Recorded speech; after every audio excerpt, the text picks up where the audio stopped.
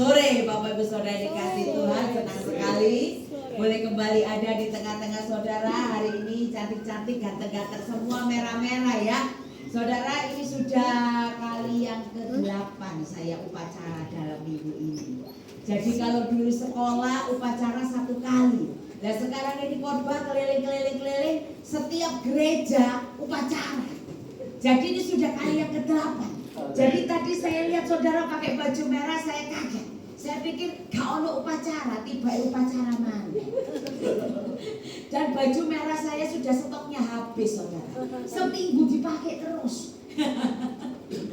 Jadi saya nggak tahu kalau hari ini pakai merah, maafkan. Jadi saya nggak kembaran dengan saudara ya, nggak masalah ya. Yang penting tetap merdeka.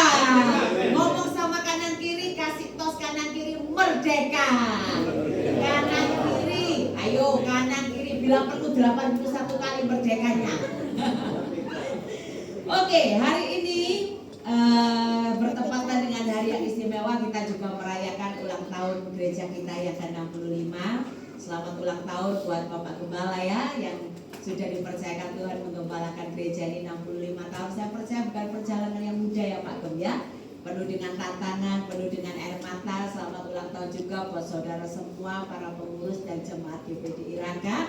Doa saya kasih karunia anugerah Tuhan terus atas gereja ini, dan saudara jadilah jemaat yang berkenan, jemaat yang dewasa di hadapan Tuhan. Amin.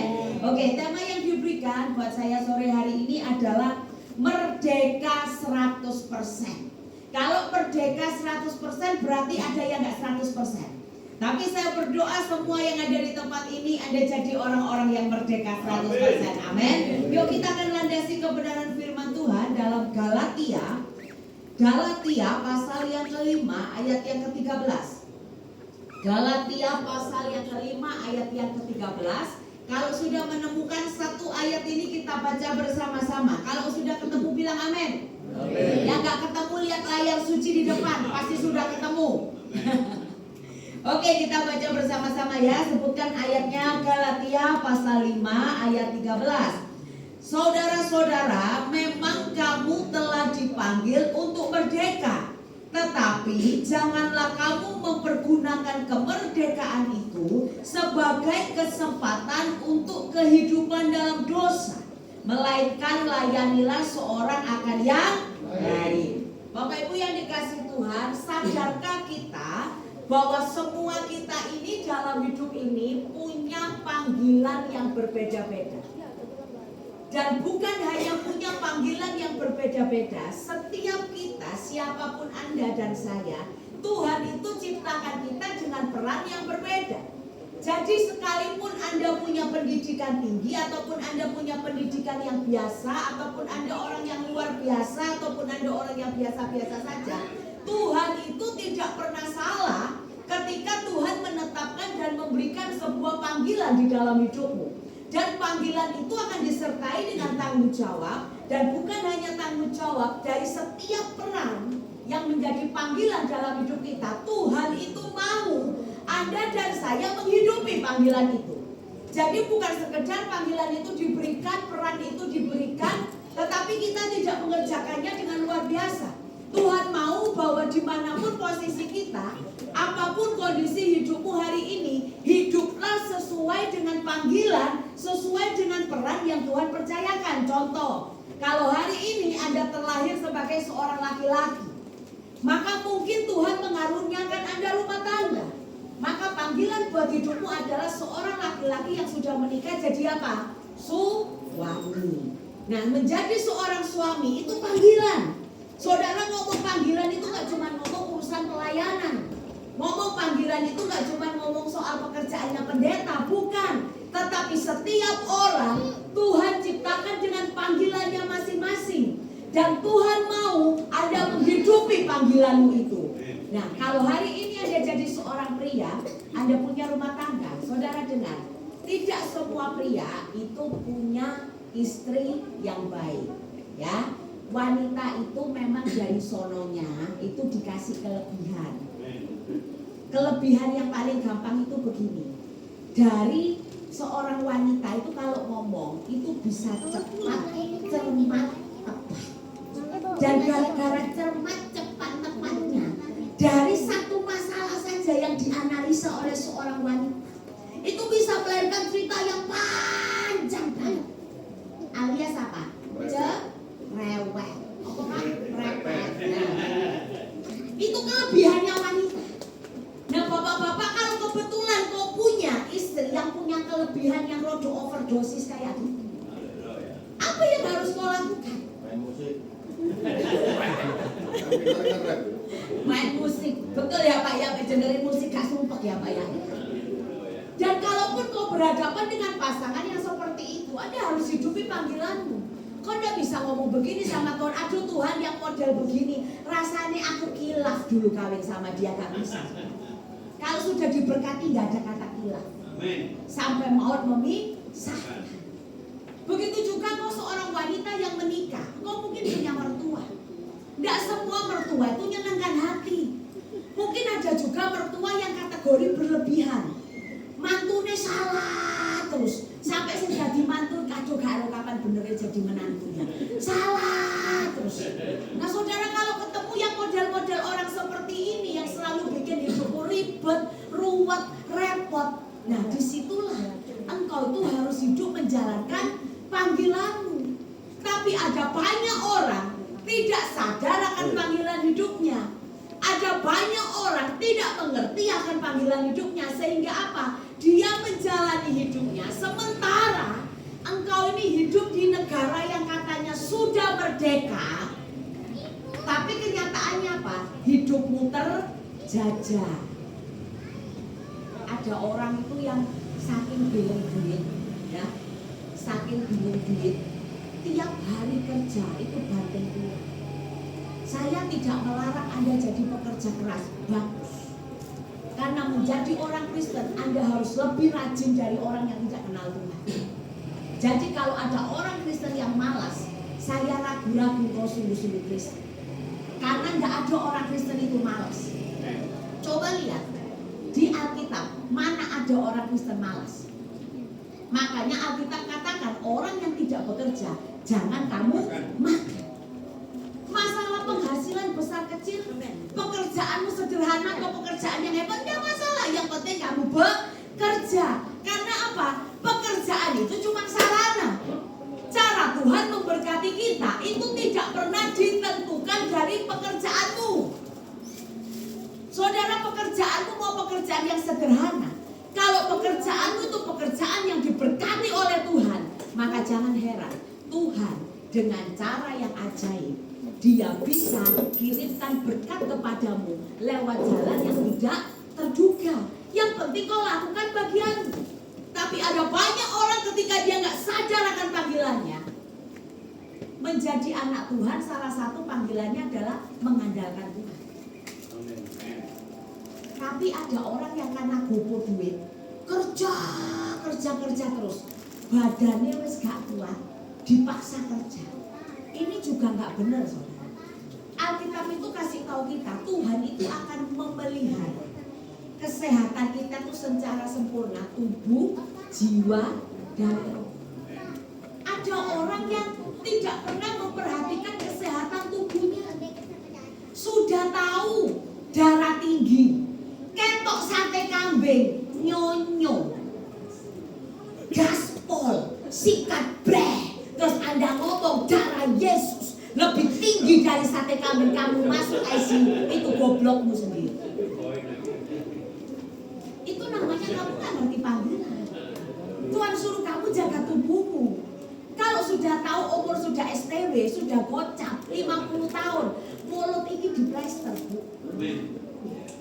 Saya tahu sate kambing itu hauju, gulai kambing itu enak, babi kecap itu sencimpi, tahu saya. Tapi nek kamu sudah umur gocap, apalagi rakcap 60 tahun, nyonyo, bendino makan sancam, lama-lama kamu masuk kuburan lebih cepat. Itu namanya gak bijaksana, gak jaga badan. Tuhan itu ciptakan tubuh kita ini butuh istirahat. Jadi sekalipun kamu butuh duit, dengar ya, Anda harus bisa mengerti dan menjaga keseimbangan dalam hidupmu.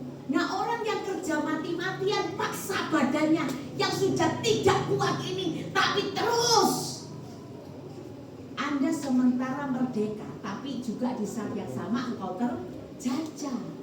Kenapa? Sesuatu yang dilakukan dengan terpaksa itu namanya terjajah.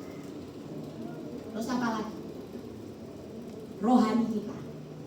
Berapa banyak orang sementara engkau ada di gereja, tapi rohanimu sudah mati. Rohani mati itu ditandai dengan apa?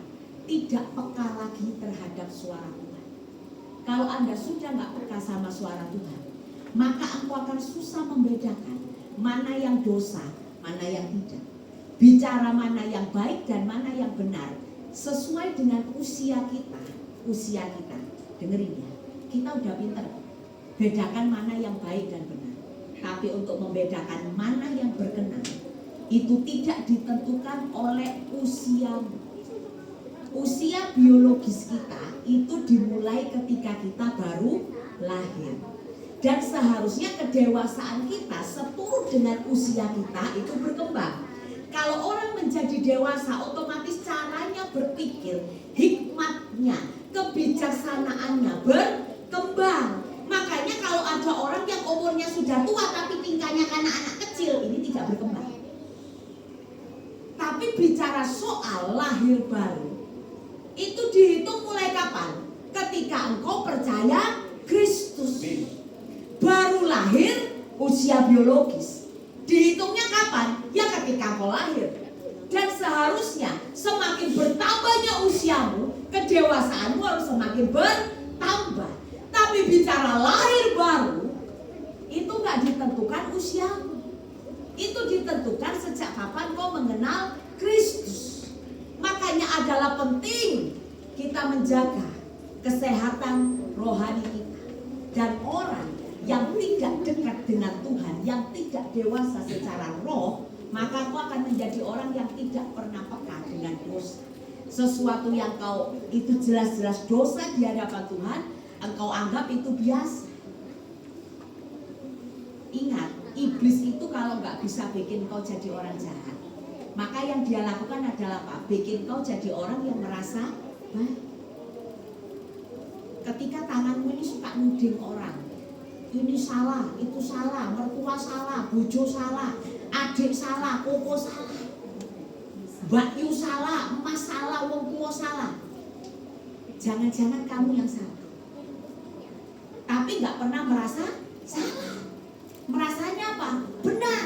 Orang yang seperti ini, sementara dia menikmati kemerdekaan, rohnya terjajah. Jiwa. Hari ini berapa banyak orang diliputi kecemasan. Saudara, saya sempat belajar tentang kesehatan jiwa di dunia. Tahukah Anda bahwa dalam setiap 1 menit WHO itu mencatat ada 1 orang yang bunuh diri. Bayangkan, setiap 1 menit itu ada 1 orang bunuh diri. Dan dalam 1 jam 60 menit itu ditemukan ada 100 orang bunuh diri. Berarti itu survei di Amerika. Yang kedua itu survei di seluruh dunia. Berarti tahukah Anda, orang itu karena stres, karena cemas, karena tertekan, dia tidak bisa lagi memiliki kesehatan jiwa. Sementara dia hidup dalam kemerdekaan, dia tinggal di negara yang merdeka seperti kita hari ini, tapi jiwanya terjajah. Hari ini yuk kita periksa kehidupan kita. Kita ini sudah hidup benar-benar merdeka, atau kita ini jadi orang yang terjajah. Nah, sekarang kita akan lihat dari firman Tuhan. Apa yang firman Tuhan katakan supaya Anda ini jadi orang yang sungguh-sungguh merdeka. Nomor 1, ayat ini memberikan kepada kita ada 3 hal yang perlu kita perhatikan. Yang pertama ada kata, saudara-saudara, memang kamu telah dipanggil untuk merdeka. Ini panggilan pertama. Jadi anak Tuhan, Anda dipanggil untuk merdeka. Yesus sudah mati buat kita. Dia sudah selesaikan semua hukuman dosa kita di kayu salib. Segala kutuk kita, segala sengsara kita, segala sakit penyakit kita Alkitab katakan selesai di atas kayu salib. Bukan berarti ketika engkau percaya kepada Yesus, engkau tidak bisa susah, engkau tidak bisa menderita, engkau tidak bisa sakit. Bisa. Tetapi di dalam kau menjalani proses hidupmu, yang Tuhan janjikan adalah penyertaannya akan memberikan kepadamu kemenangan. Makanya setiap kita dipanggil untuk merdeka.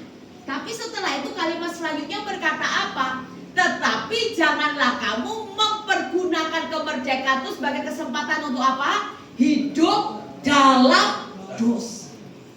Ini panggilan yang kedua. Pertama dipanggil untuk merdeka. Kedua dipanggil untuk apa? Jangan hidup dalam dosa. Dan yang ketiga panggilannya jelas, layani seorang dengan yang lain dalam kasih. Ini 3 panggilan anak Tuhan. Nah sekarang bagaimana kita menghidupi 3 panggilan ini? Nomor 1, jangan menggunakan kemerdekaan yang Tuhan beri melalui penebusan Kristus di kayu salib itu untuk apa? Berbuat dosa. Buka 1 Petrus pasal 2 ayat 16. 1 Petrus pasal 2 ayat 16. Baca bersama-sama. Hiduplah sebagai orang merdeka dan bukan seperti mereka yang menyalahgunakan kemerdekaan itu untuk menyelubungi kejahatan-kejahatan mereka, tetapi hiduplah sebagai apa? Hamba Allah. Jelas ya di 2 ayat ini. Orang yang merdeka itu cirinya nomor 1, tidak menyalahgunakan kemerdekaannya itu untuk berbuat dosa. Saudara, keselamatan itu anugerah. Keselamatan itu kasih karunia. Makanya untuk mendapatkan keselamatan, engkau cuma perlu terima Yesus. Engkau tidak perlu mengusahakan untuk menjadi selamat. Anda tidak usah melakukan perbuatan baik apapun untuk menjadi selamat. Kenapa? Karena di hadapan Tuhan, kalau engkau tidak terima Yesus, kalau engkau tidak ada di dalam Yesus, maka semua perbuatan baikmu itu nol. Kenapa saya katakan nol? Yesaya berkata, perbuatan baik manusia itu seperti kain kotor di hadapan Allah. Kenapa seperti kain kotor di hadapan Allah? Roma 3 ayat 23. Karena sejak manusia jatuh dalam dosa, engkau kehilangan kemuliaan. Jadi kalau engkau berpikir tanpa Yesus Anda akan masuk surga dengan perbuatan baik, tunggu dulu. Dengar ya, 1 titik dosa dengan 1 gunung dosa di hadapan Allah, itu hukumnya sama untuk bikin kau masuk ke neraka itu cukup. Kenapa? Karena syarat orang masuk neraka surga harus suci. Namanya suci itu tidak bernoda, tidak ada cacat, tidak ada celah. Kalau Anda punya 10 kebaikan, tapi Anda melakukan 1 dosa, suci atau tidak? Tidak. Masalahnya siapa yang dalam hidup ini? Hari ini berapa umurnya? 20, 30, 40, 50, 60, 70, 80. Saya mau tanya, siapa yang berani ngomong sepanjang umur hidupmu sampai detik ini engkau tidak pernah bikin dosa? Ketika engkau berkata saya nggak pernah bikin salah, saya kasih tahu itu kamu yang salah. Itu sudah dosa karena sedang dan ukuran dosa di Alkitab itu tidak cuma bicara perbuatan.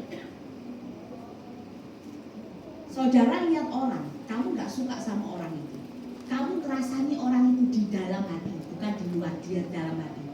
Tuhan bilang apa? Engkau sudah punya suami, lalu engkau tertarik kepada suami tetangga, belum berzina, belum selingkuh, baru tertarik, sudah. Kalau standar Allah itu begitu tinggi tentang kesucian dan dosa, siapa manusia di muka bumi ini yang kebal dosa? Enggak ada. Makanya kau perlu juru selamat.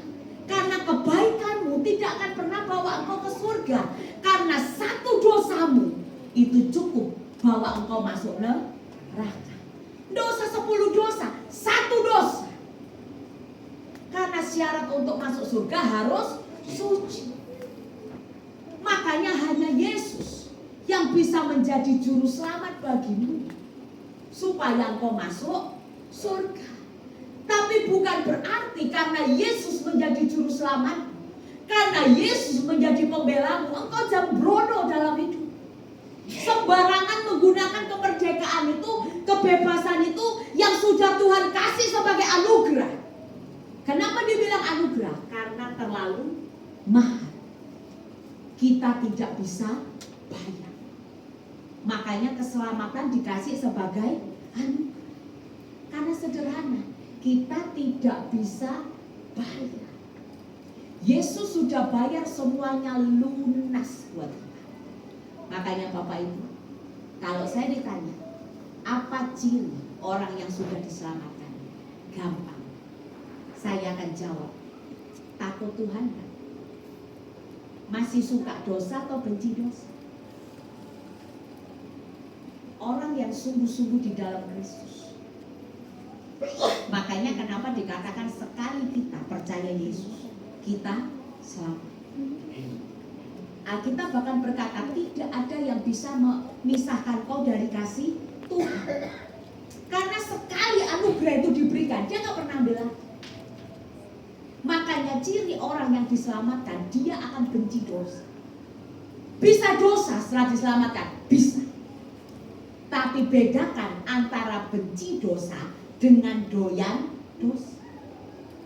Orang yang benci dosa masih bisa berdosa, masih bisa jatuh, masih bisa salah.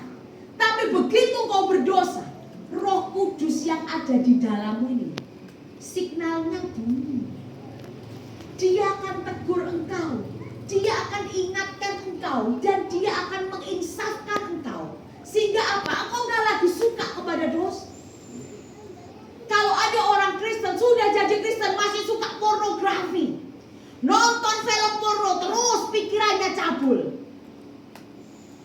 Setelah engkau terima Yesus, memang gak instan hilang. Tapi kalau engkau sudah di dalam Kristus, saya percaya, kalau dulu engkau suka pornografi, hari ini engkau akan benci dengan pornografi. Engkau tahu itu hal yang menjijikkan di hadapan Tuhan. Engkau tahu itu hal yang najis. Mungkin masih sesekali bisa jatuh. Namanya orang mau melepaskan diri dari ikatan. Tidak 100%. Tapi kalau engkau orang yang sungguh-sungguh percaya Tuhan, Roh Kudus yang ada di dalam itu akan memampukan saudara untuk hidup melawan dosa. Makanya menjadi serupa Kristus itu tidak pernah diberikan. Dengar ya, kasih karunia dalam bentuk keselamatan itu diberikan. Tapi punya karakter Kristus itu gak pernah dikasih. Anda harus usahakan, Anda harus upayakan. Gimana caranya upayakan? Bayar harga jadi anak Tuhan. Kalau dulu suka mesoan, setelah engkau percaya Yesus, yang hobi meso ini dilawan. Yang dulu ngamuan, setelah percaya Yesus, ojo ngamuan.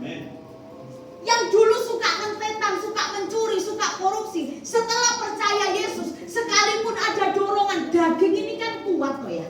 Makanya kita bilang apa? Roh itu penurut tapi daging lemah. Setelah percaya Tuhan, orang yang suka mencuri jangan lagi yang suka bohong jangan lagi bohong. Mungkin buat kita bohong itu solusi tergampang. Dan tidak sedikit di antara kita yang ngomong begini, bohong untuk kebaikan bu, timbangannya rame, timbangannya gageran. Dengerin, tidak ada bohong untuk kebaikan. Bohong itu tetap dosa. Mau motivasimu baik, mau motivasimu jelek, kalau engkau berbohong, dosa. Dan kalau engkau sudah percaya Yesus, sekalipun engkau sudah diselamatkan, engkau bukan diselamatkan karena perbuatan, tapi engkau diselamatkan karena kasih karunia. Hargailah kasih karunia itu sebagai anugerah yang mahal. Kalau orang menghargai anugerah Tuhan, dia tidak akan pernah membiarkan dan memakai kebebasannya lagi untuk berbuat dosa. Yang kedua dan terakhir, apa rahasia supaya Anda benar-benar merdeka? Nomor satu tadi apa? Jangan menggunakan kebebasan untuk hidup dalam dosa. Nomor dua, Galatia 5 ayat yang pertama. Buka Galatia 5 ayat yang pertama. Firman Tuhan berkata begini, supaya kita sungguh-sungguh merdeka. Kristus apa? Telah memerdekakan kita. Jelas ya. Jadi kamu merdeka berkali-kali tadi di 3 ayat. Karena siapa yang memerdekakan? Kristus. Dan tanggung jawabnya adalah, karena itu berdirilah teguh dan jangan mau lagi dikenakan apa? Hukum perhambaan. Dalam dunia ini ada pilihan untuk saudara. Anda mengabdi kepada Tuhan atau Anda mengabdi kepada setan. Kepada siapa engkau mengabdi? Kepada siapa engkau menyembah? Disitulah engkau akan menjadi hambanya. Hari ini Alkitab menantang kita sebagai orang-orang yang sudah dimerdekakan. Jangan mau lagi. Merdeka itu terikat. Kita terikat karena apa? Dosa. Yesus mati untuk apa? Tebus dosamu. Jadi kalau kamu ini sudah ditebus, sudah dimerdekakan, maka kita bilang sama kita apa? Jangan lagi mau dikenakan hukum perhambaan. Jadi artinya buat kita yang kedua, kalau engkau mau jadi orang yang sungguh-sungguh merdeka, hiduplah sebagai hamba Kristus. Jangan lagi mau hidup sebagai hamba dosa, dengan melakukan dosa, dengan menyukai dosa, dengan mencintai dosa. Tapi belajarlah mencintai Tuhan, takutlah akan Tuhan, taatlah kepada Tuhan. Dan dengar baik, orang yang berani ambil keputusan untuk hidup taat kepada Tuhan, Alkitab berkata dia sudah memerdekakan engkau. Hari ini kemerdekaan apa yang kau rindukan dalam hidup? Engkau rindu ekonomimu dipulihkan? Engkau rindu kesehatanmu dipulihkan? Engkau rindu keluargamu dipulihkan? Dia yang sudah memerdekakan hidupmu, dia sanggup mengerjakan semuanya buat engkau. Kalau nyawanya saja diberikan buat engkau, kalau hari ini kau susah, apakah Tuhan akan tutup mata dan tidak menolong? Tidak. Kalau hari ini kau sakit, apakah Tuhan akan berdiam diri? Dalam anugerahnya, kalau dia pun izinkan luka, luka itu pun akan Tuhan pakai untuk pemulihan. Hari ini pilihan ada di tangan. Mau jadi hamba Tuhan atau mau jadi hamba setan. Buka Ratapan 3 ayat yang ke-4. Baca bersama. Marilah kita menyelidiki dan memeriksa hidup kita dan berpaling kepada Tuhan. Kata menyelidiki dalam bahasa asli Alkitabnya pakai kata membongkar. Kalau menyelidiki itu cuma sekedar lihat. Tapi kalau dibongkar itu diacak-acak. Setiap hari bongkar hidup di hadapan Tuhan dan relakan dirimu diacak-acak sama Tuhan.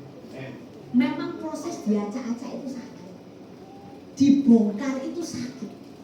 Tetapi untuk membuat satu bangunan yang baru, maka bangunan yang lama harus dibongkar. Sesuatu yang baru tidak akan bisa bertumbuh dengan baik, tidak akan bisa berdiri dengan baik kalau yang lama belum dibongkar. Kalau engkau masih bertahan dengan manusia lamamu dan engkau gak mau manusia lama ini dibongkar, dibuang sama Tuhan, selama-lamanya engkau akan jadi budak dosa. Tapi mari setiap hari hadapkan hidupmu di hadapan Tuhan. Relakan hatimu dibentuk, relakan hatimu diproses, relakan hatimu dididik. Dan saya percaya orang yang sudah menyelesaikan prosesnya bersama Tuhan, engkau akan lihat ada banyak perkara yang ajaib Tuhan kerjakan dalam hidupmu. Amin. Selamat merdeka. Biarlah kita jadi orang Kristen yang sungguh-sungguh merdeka. Mari kita tutup Alkitab, kita hampiri Tuhan. Saya undang pemusik dan WL ke depan.